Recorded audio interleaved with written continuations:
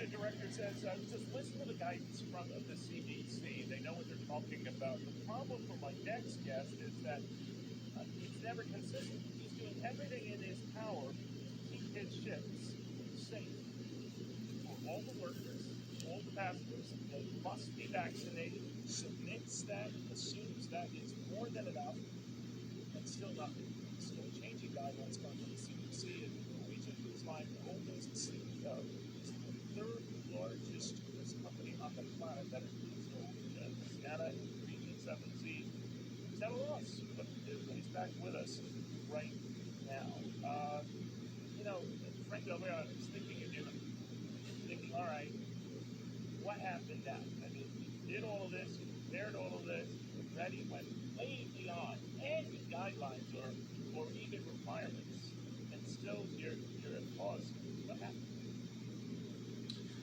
Well, Neil, as you know, by the way, thanks for having me back. Good to see you again. On April 5th, we submitted what we believe to be an ironclad proposal to the CDC, where we said that we would mandate 100% vaccination for every single person on board the vessel, crew, and guests, which would render all these do you wear a mask, don't you wear a mask issues that your previous guest was talking about. If everybody inside that venue, in this case a ship, is vaccinated, there is no need for a mask.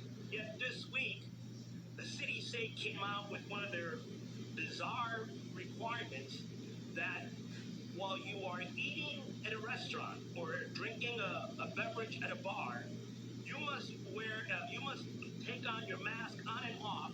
Only take it off to put food in your mouth, then put your mask back on while you're chewing and swallowing. And then you can take it off again and put another piece of food or another sip of beverage.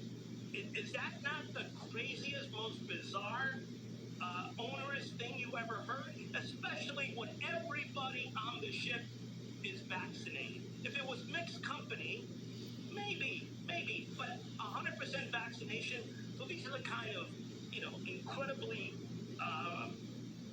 stupid, for lack of a better term, just stupid requirements that the CDC is throwing our way. But what we now believe is just to prevent us from cruising. There is no good reason to prevent us from cruising.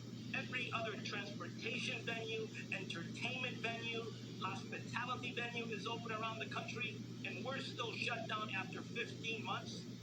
It's unfair. It's un-American. I guess it's even illegal.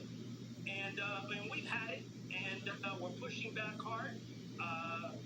We'll see how things develop. But since we spoke last couple of weeks ago, one step forward, two steps back.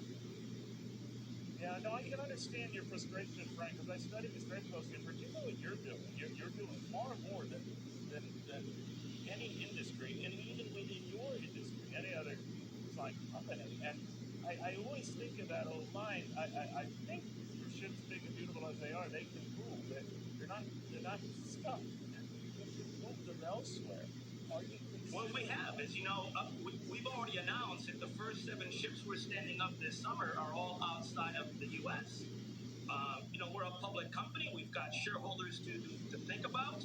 These assets have been idle for, like I said, 15 months. So by the time we get them back operating, U.S. passengers can go to these other non-U.S. ports and still enjoy a cruise, right?